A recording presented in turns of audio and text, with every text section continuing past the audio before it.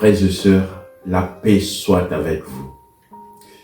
Nous commençons les Triduum pascal, c'est-à-dire le mystère pascal dans la splendeur de son déploiement. Le jeudi saint, le vendredi saint et le samedi saint, c'est-à-dire la vigile pascale. Cela veut dire que le mystère pascal forme un tout organique. Et en ce premier jour de jeudi saint, l'Église tout entière commémore l'institution de l'Eucharistie et celle du sacerdoce ministériel. Et dans beaucoup de diocèses, mardi ou hier, mercredi, il y a eu des célébrations de la messe chrismale où les prêtres ont renouvelé leur engagement ministériel. Et les évêques ont béni et consacré les huiles. Il n'y a pas d'église sans Eucharistie, frères et sœurs, ni sans les sacerdoces qui perpétuent les dons du Christ, de son corps et de son sang. En ce sens, l'Eucharistie, elle est la source et le sommet de la vie chrétienne, nous dit le catéchisme de l'Église catholique. On voit Jésus dans son identité christique, à la fois Christ serviteur et Christ offert. Il désire partager le repas pascal avec ses disciples. Et la première lecture des livres de l'Exode nous rappelle l'importance rituelle de la sortie du peuple de l'Égypte, c'est-à-dire du peuple hébreu, la fête du pain sans levain. Et dans la deuxième lecture, Saint Paul nous rappelle les rites nouveaux, c'est-à-dire la Pâque chrétienne. C'est le récit de l'institution de l'Eucharistie. L'évangile de Saint Jean lu ce jour de jeudi saint ne fait pas mention de l'institution de l'Eucharistie, mais raconte un autre geste que Jésus accomplit dans cette même soirée d'adieu. C'est le lavement des pieds de ses disciples. Frères et sœurs, à travers ce geste, Jésus souligne profondément les commandements nouveaux de l'amour fraternel. Oui, le Christ serviteur.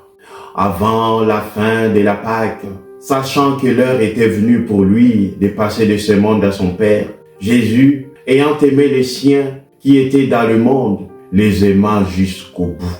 Et soulignons une chose, le Christ qui sert est en même temps celui qui s'offre au monde par son corps et par son sang.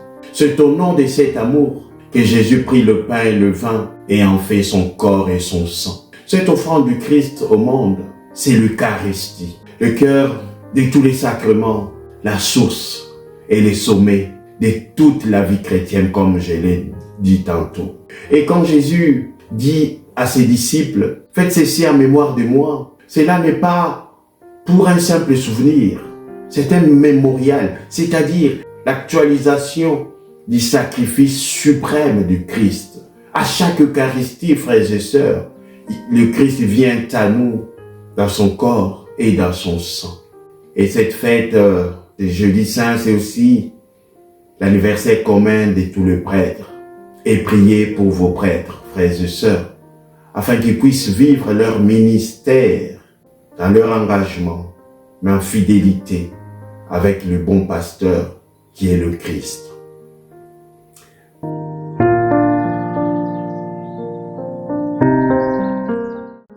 En cette célébration de vendredi saint, la liturgie évoque, à travers les lectures, les souffrances du Christ et les mystères de notre rédemption. C'est le jour du deuil. On ne célèbre pas l'Eucharistie aujourd'hui. Et dans la première lecture, le prophète Isaïe dresse un tableau qui anticipe la passion de Jésus sous les traits du serviteur souffrant. Et il dit, il était sans apparence ni beauté, qui attire nos regards. Son aspect n'avait rien pour nous plaire. Méprisé, abandonné des hommes, homme des douleurs, familier de la souffrance. Il était pareil à celui devant qui on se voile la face et nous l'avons méprisé. Compté pour rien. En fait, c'était nos souffrances qu'il portait, nos douleurs dont il s'est chargé. Et nous pensions qu'il était frappé, meurtri par Dieu, humilié. Or, c'est à cause de nos révoltes qu'il a été transpercé, à cause de nos fautes qu'il a été broyé. Le châtiment qui nous donne la paix a pesé sur lui. Par ses blessures, nous sommes guéris. Nous étions tous errants comme des brebis. Chacun suivait son propre chemin. Mais le Seigneur a fait retomber sur lui nos fautes. à nous tous. Oui, frères et sœurs, Dieu aimant son peuple se décide toujours de les sauver. Et l'épître aux Hébreux évoque également l'angoisse du Christ, Jésus, devant la mort. Mais en même temps, elle exalte le fruit des souffrances sacrificielles même du Christ qui nous valurent les saluts. Le Christ, pendant le jour de sa vie dans la chair, offrit avec un grand cri et dans les larmes, de prières et de supplications à Dieu qui pouvait les sauver de la mort. Et il fut exaucé en raison de son grand respect. Mais qu'il soit le Fils, il a pris par ses souffrances l'obéissance et conduit à sa perfection. Il est devenu pour tous ceux qui lui obéissent la cause du salut éternel. Frères et sœurs, quant au récit de la passion du Christ, selon Saint Jean, il nous rappelle la succession des événements de gravité en gravité. La trahison de Judas, l'arrestation de Jésus. Qui cherchez-vous? Il dit, c'est moi, Jésus, les Nazaréens. Jésus se livre lui-même. Jésus sauve la vie de ses disciples. Ceux-là, laissez-les partir. Jésus enchaîné. La comparution devant le grand prêtre Anne. Jésus devant Pilate. La flagellation. C'est la veille de la Pâque. Jésus est condamné. Le portement de la croix. La crucifixion. La tunique sans couture que les soldats vont tirer au sort. Oui, frères et sœurs, comme grand prêtre véritable, devait porter lors de la célébration de la fête d'expiation pour obtenir la rémission des péchés de tout un peuple. Jésus a porté cette tunique sans couture comme grand prêtre véritable. Et parmi les événements, on voit Jésus et sa mère, les pardons sur la croix, l'eau et les sangs versés de son côté ouvert par la lance. Voilà l'épopée d'une nuit macabre qui nous valut le salut. Le Christ Jésus ne reste pas sur la croix, frères et sœurs. Il ne reste pas sur la croix.